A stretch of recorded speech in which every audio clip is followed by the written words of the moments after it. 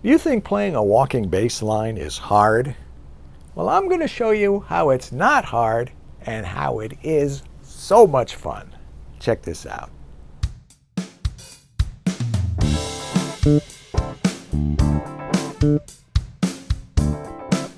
Hi, I'm John Liebman, and I help people, mostly people over 50, who want to play bass, but haven't gotten very far with it yet, or at least not far enough.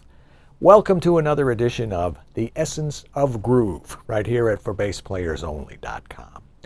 Walking bass. I love playing walking bass lines. I love playing them on the upright, and I love playing them on the electric.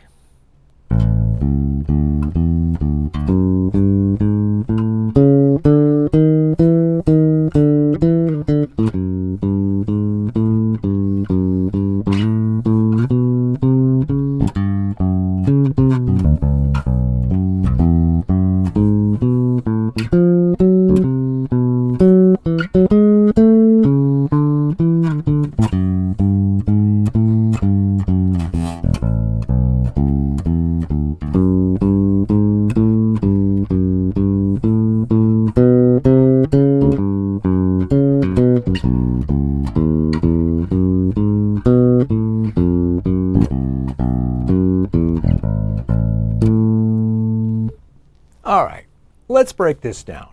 I'm going to show you how to play a very simple walking bass line over a 12-bar blues in A, a line that feels good and sounds good. We're going to play 4 notes in every bar, one for each beat. In our blues, in our example, we're going to start by playing the root of the chord on the downbeat every time a new chord is introduced. As a bass player, you will never go wrong playing too many roots. So 4 beats per measure. The first one is the root. So 1, 2, 3, 4, 1, 2, 3, 4, 1. We're not going to hold it for the whole. 1, 2, 3, 4, 1, 2, 3, 4, 1, 2, 3, 4, 1, 2, 3, 4, 1, 2, 3, 4, 1, 2, 3, 4, 1, 2, 3, 4, 1, 2, 3, 4, 1. Guess what? We're 25% done already.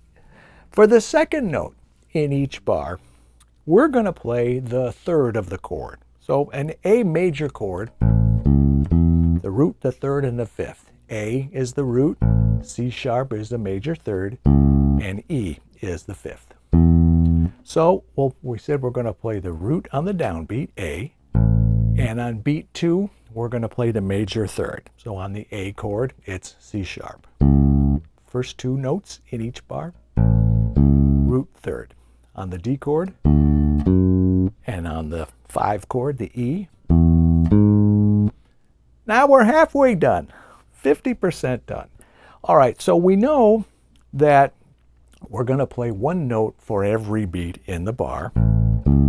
And you have to think ahead a little bit because you want the transition to the next chord to be smooth and to sound good, not jolting or uncomfortable to listen to or to play. So we know that the first note of the second bar on the D is going to be D. So our first bar, A, 1, 2, and then something, something, and then we're going to play a D. Well, let's keep it simple. Let's just play. So we just played 1 bar and the first note of the next bar. One of the things that you need to do as a bass player is outline the harmony. It should be very clear to the listener what chord you're playing. So if you're playing this, it's pretty unmistakable to anyone's ears that we're playing an A chord. We're playing a major chord.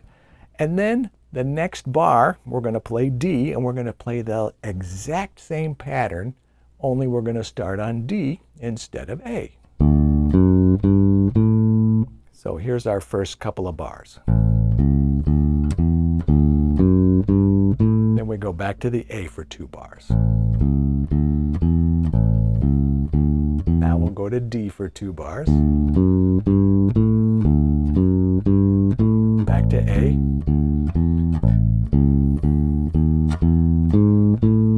up to E. Well, what did I do? I put in an extra note there. It's called a passing tone.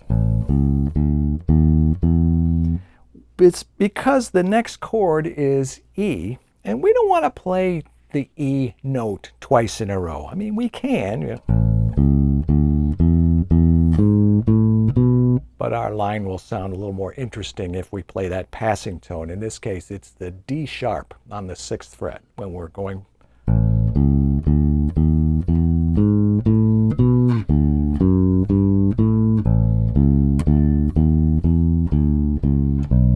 Notice I did it again there.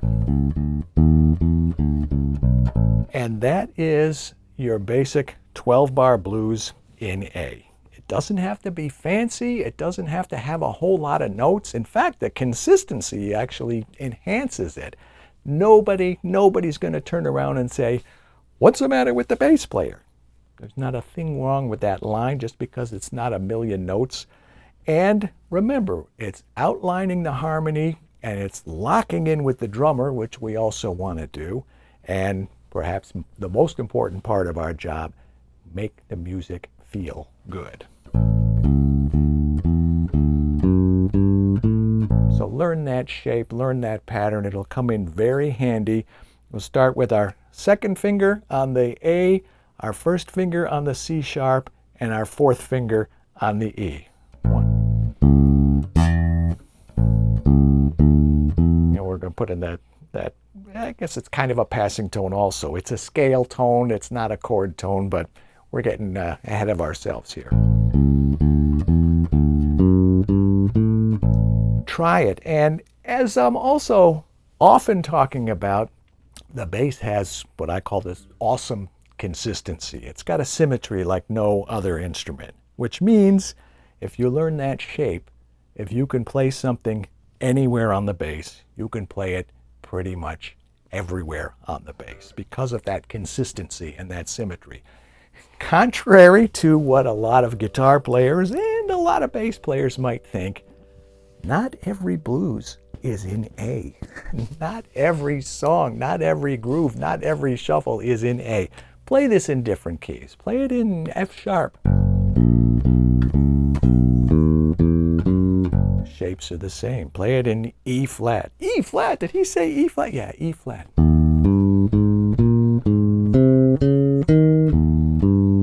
There's no reason you can't play it anywhere and everywhere. And by the way, you can play that on a jazz tune. You can play it in a blues shuffle, any kind of blues, a lot of country tunes, pop tunes, anything that's got that triplet subdivision that makes you want to, it makes the audience also want to bop their head and sway and snap their fingers, and you know it when you feel it. So give it a try. Let me know how you make out. By the way, I wanted to mention that I'm giving this lesson because it was a suggestion from somebody. Somebody left a comment in one of my recent videos. He said, how about something simple for walking bass line, just how to construct a simple walking bass line. So what is it that you want to learn? What else would you like? I do this every week. I'm here. As a matter of fact, if you're not already subscribed to this channel, take care of that right now. You don't want to miss anything. Check it out. Let me know your takeaways. Leave a comment. I read them all. I respond to them all. I do want to hear from you, and I hope I will. In the meantime, I'll be right back here next week, same time, same place, with another edition of The Essence of Groove right here at ForBassPlayersOnly.com. In the meantime, I'm John Liebman. Let's play bass.